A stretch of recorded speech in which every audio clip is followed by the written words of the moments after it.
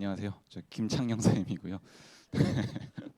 좀 헷갈리실 수 있을 것 같습니다. 일단 오늘 뭐 고등 수학 1등급의 시작에 대해서 말씀을 드리게 된 김창영 강사입니다. 일단 뭐 시작하기 앞서서 제 올해라기보다도 이제 이번 시험 관련돼서 조금 말씀드리면은 제가 지난번에 이렇게 말씀드리니까 저를 착각을 하시더라고요. 제가 반을 좀 여러 개를 운영을 하고 있는데 그 이제 토요일 주 1회 문풀반 하나 하고 있는데 그 학생이 저한테 와서 그러더라고요. 쌤 연합정규를 하셨냐? 저 외대 보고 강사인 줄 알았다. 그래서 저 연합정규도 같이 하고 있는데 이제 연합정규 같은 경우는 1등급 컷이 나온 학교도 있고 안 나온 학교가 좀 더 많습니다. 그래서 애매하기 때문에 확실하게 일단 나온 학교 기준으로 말씀을 드리면 뭐 요 정도 이제 이번에 나왔습니다. 외대 보고 2학년 같은 경우는 이제 시험을 2개를 봅니다. 2학년 때. 그래서 실제로 뭐 10명 정도 1등급이 나오는 그런 시험이었는데 인원수가 좀 부족해서 근데 이제 7명 정도 저희 반에서 나왔고 굉장히 이제 똑똑한 이제 수학을 잘한 아이들이 많이 선택을 하고 있다라고 보시면 좋을 것 같습니다.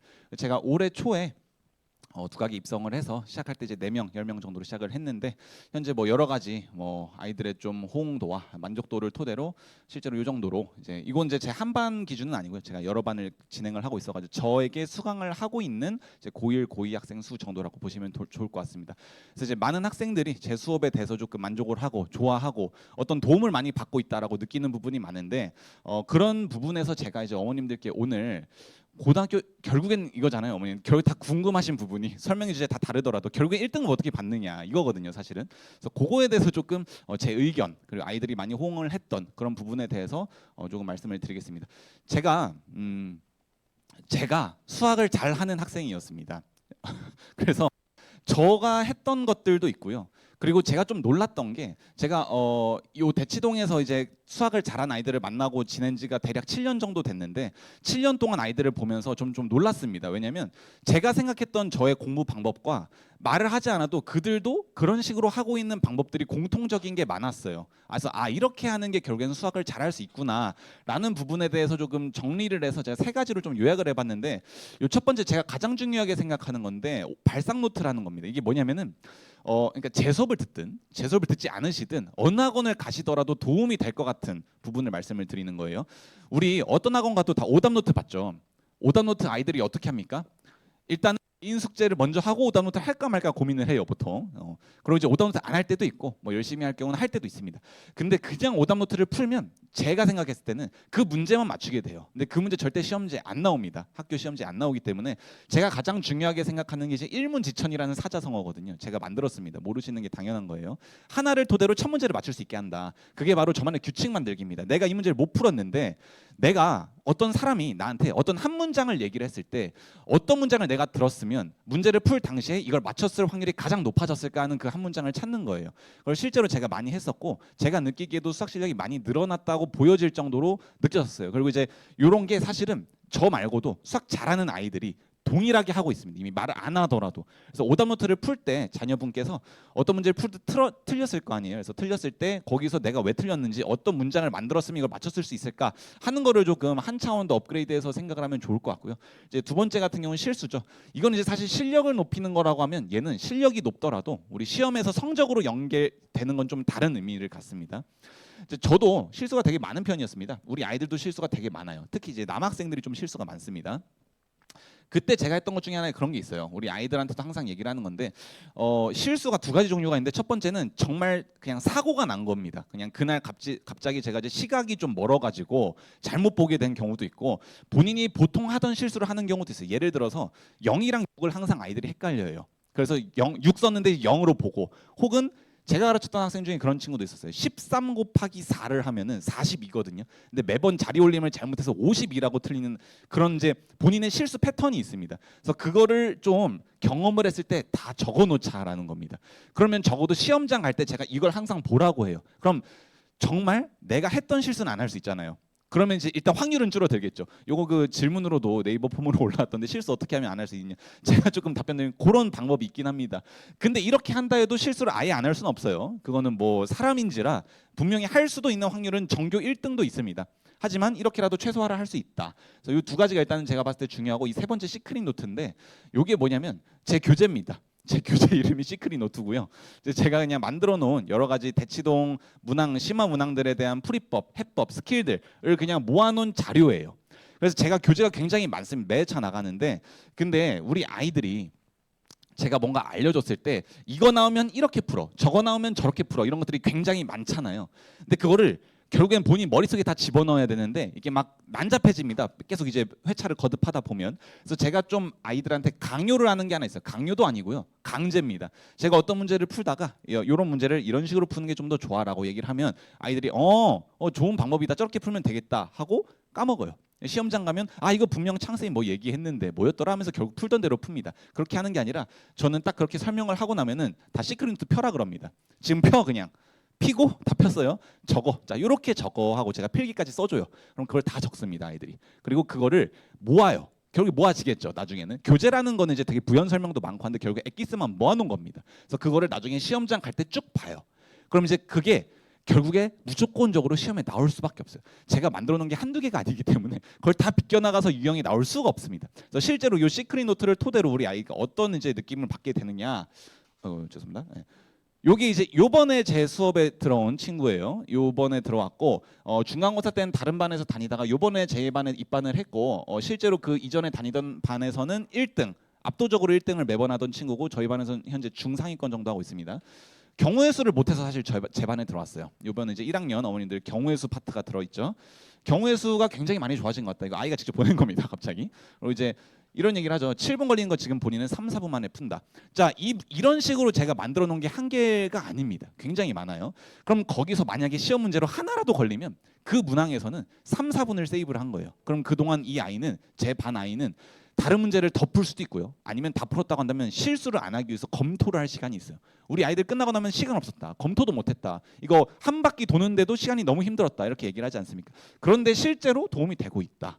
라고 보시면 좋을 것 같고 딱 한 문제로 나오면 제 수업이 의미가 있어진 겁니다. 3, 4분을 세이브를 했기 때문에. 그다음에 요거 이제 부가적으로 제 반 좀 스타일에 대해서 좀 말씀을 드리려고 하는 건데 저희 반 같은 경우는 이런 식으로 그냥 자 보시면 초롱초롱 어피치 실제 닉네임 아닙니다. 익명으로 해놓은 거고요. 이 친구 같은 경우 이제 경우의 수를 본인이 잘 못해요. 다 보통 못합니다. 경우의 수를. 그래서 저에게 스피어가 이제 제 교재 이름인데요. 스피어 교재 없는 문제 중에 어려운 거 100개 뽑아달라. 그냥 갑자기 시각을 보세요. 오후 11시 53분. 보통 같으면 이제 죄송해서 연락을 못할 시간. 저는 장려합니다. 제발 해달라. 너네가 필요하면 제발 말이라도 해달라. 이 친구 같은 경우도 제가 또 이제 이런 내신 기출 같은 거 줄 때 다 출처를 주거든요. 어떤 학교인지. 그래서 이 친구는 본인이 풀다가 딥러닝이 된 거예요. 쌤, 강서구, 진선여고, 중상고 이런 학교들이 좀 어려워 보이는데 요걸로 기출을 달라. 라고 이야기를 했습니다. 이 친구 같은 경우도 이 친구는 이제 이 대치권의 특정 학교인데 그 특정 학교 선생님께서 얘들아 이번 시험에 행렬 문제가 진입 판정, 그러니까 정오 문제 있잖아요. 그 느드 중에 옳은 거 골라라.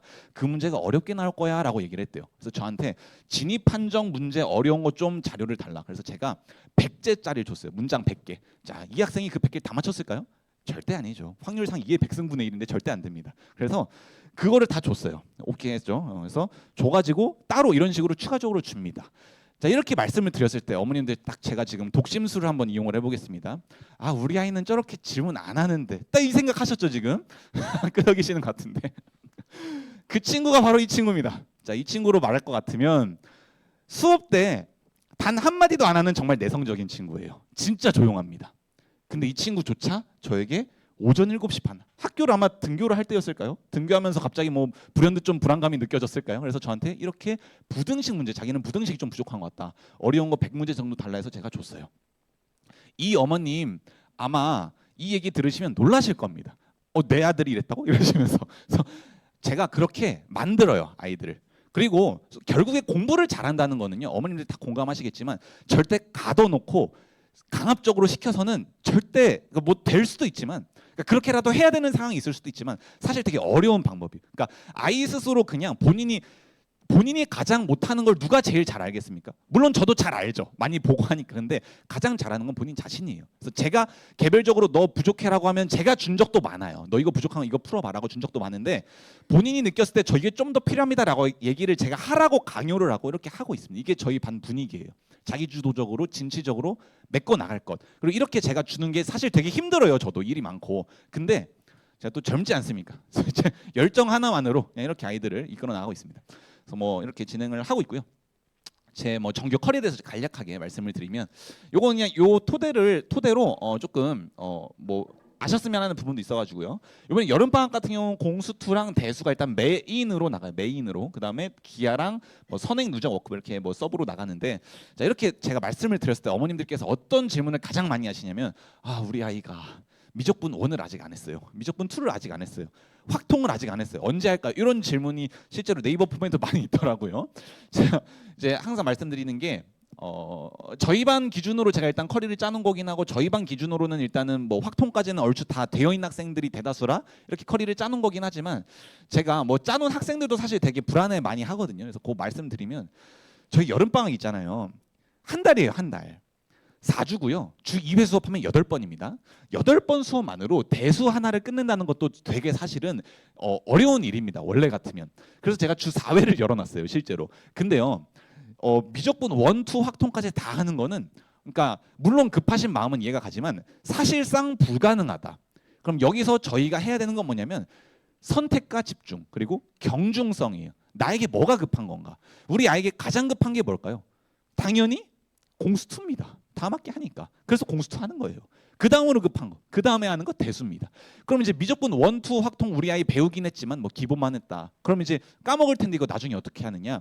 물론 그걸 다 할 거예요. 저는 매번 이제 정규반 때 숙제를 나갈 때마다 선행, 누적, 워크북이라 해가지고 확통까지 문제를 매번 다 줘요. 근데 제가 그걸 따로 수업 때 막 딱 해놓고 하는 건 아니에요. 그냥 문제를 주고 풀어봐라, 리마인드 정도로 진행을 하고, 그 중에서 만약에 오답률이 높았던 문항 같은 경우는 공통적으로 제가 수업 때 문풀을 진행은 합니다. 근데 하지만 기본적인 개념이나 어떤 스킬적인 부분에 이런 것들은 제가 공수2랑 대수를 기본으로 한다. 하지만 부가적으로 이렇게 서브로 다 들어가기는 한다. 기하 같은 경우는 실제로 2회차 정도 진행이 되고 있고요. 또 이제 궁금하신 부분이, 기하, 우리 아이는 기하를 안 했는데 기하가 심화 뭐 나간다고 하면 이게 되는 거냐, 이렇게 또 궁금하신 부분들이 많던데, 공수2랑 대수는 일단 제가 목표가 딱 이겁니다. 공수2랑 대수는 평가원, 수능 30번까지는 다 맞추는 겁니다. 이게 목적이에요. 제 수업의 목적. 근데 기하는 어차피 저희 반 아이들 중에서도 안 하는 아이들이 있어요. 그래서 기하 같은 경우는 목적이 딱 이겁니다. 말은 심하긴 하지만 평가원 기준으로 4점짜리 중에 쉬운 거 있죠. 4점짜리 중에 쉬운 거까지는 제 수업 들으면 무조건 맞출 수 있게 하는 게 요 수업에는 목표예요. 그래서 기하는 그렇게 나갈 예정이고, 2학기 때는 당연히 뭐 공수2 내신 대비 진행하고요. 겨울방학 때는 그래도 좀 다행히도 2달 동안 진행이 되기 때문에 요 이제 커리들을 이제 다 진행을 하게 됩니다. 미적분 2 같은 경우는 제가 단기 특강이라 해가지고 우리 아이들 가장 열심히 노는 기간이 언제인지 아세요? 이제 방학 시작하기 전과 시험 끝난 후 그 일주일, 2주일 정도 있거든. 그때 정말 열심히 놉니다. 그래서 그때 제가 수업을 열어버려요. 수업 와라 해가지고 그때 이제 미적분 2를 이제 단기로 조금 나가고 기본적으로 이렇게 나간다라고 보시면 좋을 것 같습니다.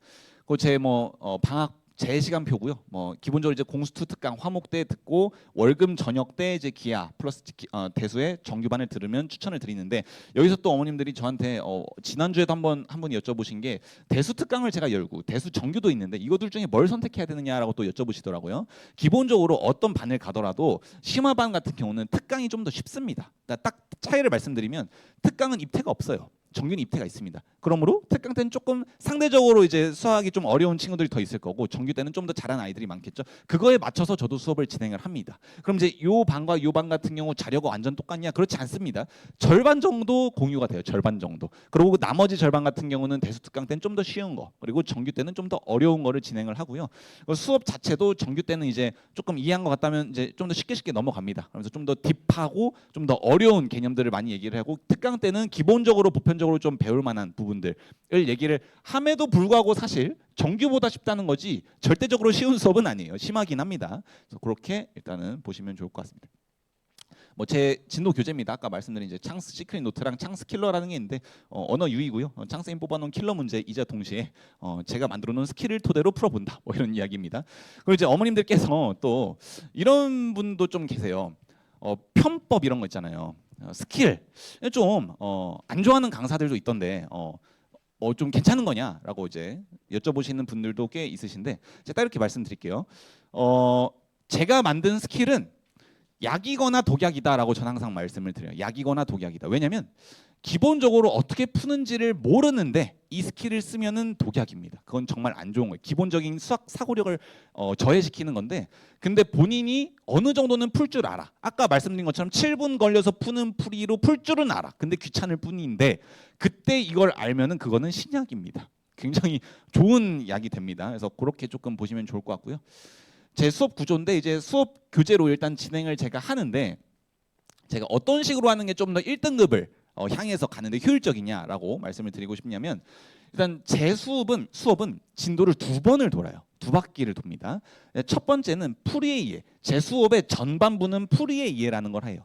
제가 만들어 놓은 모든 스킬, 모든 이런 문제 풀이법들을 다 전수해 줍니다. 아이들에게. 그리고 거기서 우리 아이들이 이해를 하고 아 이렇게 푸는 거구나 하고 알아요. 그걸 이제 전반부에 진행을 하고 또 아까 제가 공수투 특강을 연다고 했잖아요. 그런데 특강도 열고 정규도 하니까 그럼 똑같은 거를 그럼 2번 배우는 거냐? 아닙니다. 제가 이제 만들어 놓은 게 너무 많기 때문에 그 8회차 만에 그걸 다 끝낼 수 없어요. 심지어 공수투 8회차기 때문에 중간고사 범위로만 하면 4회차거든요. 그걸 절대 끝낼 수가 없습니다. 저는 보편적으로 좀 쓸만한 많은 아이들에게 도움이 될 만한 좀 더 쉬운 스킬들 위주로 특강 때 많이 나가게 되고 그 다음에 정규 때 이제 입반을 하시면은 거기서는 좀 더 딥하고 유형별로 제가 다 대비를 해놨어요. 그래서 그것들을 싹 다 배우게 됩니다. 그게 이제 정규 때 진행이 되는 거고요. 수업 후반부에는 제가 또 이제 대치동에서 보면서 많이 느꼈던 게 뭐가 있냐면 강사가요 가르치기만 해요. 그러니까 먹이를 주기만 합니다. 이 아이가 먹어서 소화를 했는지에 대한 확인이 좀 안 되어 있다라는 느낌을 받았었어요. 그래서 제가 수업 후반부부터는 뭘 하냐면 문제를 풉니다. 심화 문풀을 제가 직접 진행하는데 이때부터는 제가 어떻게 하냐면 팀전을 나눠요. 아이들끼리 팀전을 나눠서 팀을 나눠가지고 가장 빨리 이 문제 정답을 맞춘 학생이 포인트를 얻고 뭐 그런 식으로 해가지고 소정의 상품을 주고 이럽니다. 뭐 음료수 같은 거 사주고 그렇게 하다 보면 아이들이 어떻게 되냐면 시간 압박을 갖고 이 문제를 최대한 빨리 맞추려고 노력을 합니다. 그러다가 만약에 틀리면 그냥 마이너스를 줘버려요. 저는 오히려 감점을 해버립니다. 그래서 더 압박감 속에서 연습을 하려고 진행을 하고 그 와중에서 결국 이 문제를 빨리 맞춘 학생은 어떤 학생이었겠어요? 제가 얘기해 준 거를 잘 적용해서 맞춘 학생이었겠죠. 그럼 그 매번 순간마다 다른 학생들이 그 학생을 보고 아 이렇게 내가 풀었어야 되는데 하면서 계속 배우게 됩니다. 그리고 제가 추가적으로 이 학생이 이걸 잘 쓰고 있나 안 쓰고 있나를 계속 확인을 해요. 클리닉 때도 그렇고 그리고 또 말씀드린 제가 숙제를 안 하면 강제로 클리닉 와서 끝날 때까지 같이 있습니다. 제가 지지난주에 새벽 1시까지 있었어요. 아이랑. 저 힘들지만 그렇게 합니다. 그리고 저희가 일부러 오늘 얘기하려고 한 것도 아니고 제가 생각해 보니까 어제도 제 정규 아이들이 질문이 너무 많고 내 풀이가 맞는지 모르겠다고 해서 제가 어저께 줌을 열었어요. 줌 열어서 12시 반까지 진행을 했고요.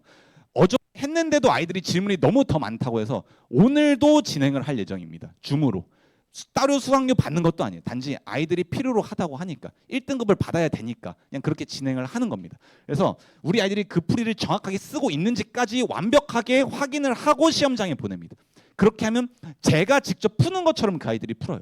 그럼 뭐 거의 웬만하면 1등급이 나오겠죠. 그래서 그렇게 일단 진행을 하고 있고 마지막으로 이제 학교별 관리가 뭐냐면 우리 아이들이 이런 거 있어요. 어머님들께서 우리 학교는 1인이어가지고 좀 부담이 되는데 가능할까요? 뭐 이런 또 궁금증이 있으실 수 있는데 저희 정규반의 절반은 1인 학교입니다. 제 실제로 저희 반에. 그리고 고2 정규반 같은 경우는 제가 경의고라고 있어요. 경의고. 못 들어보셨을 수도 있어요. 이쪽 학교는 아니어가지고 경의고 학생이 한 명 딱 있는데 그 친구 뭐 거의 전교권한 친구입니다. 그 친구 학교에 부교재가 수능 기출의 미래라는 문제집이에요. 저도 거의 뭐 안 유명한 문제집인데 그게 부교재예요. 거기서 시험이 나온대요.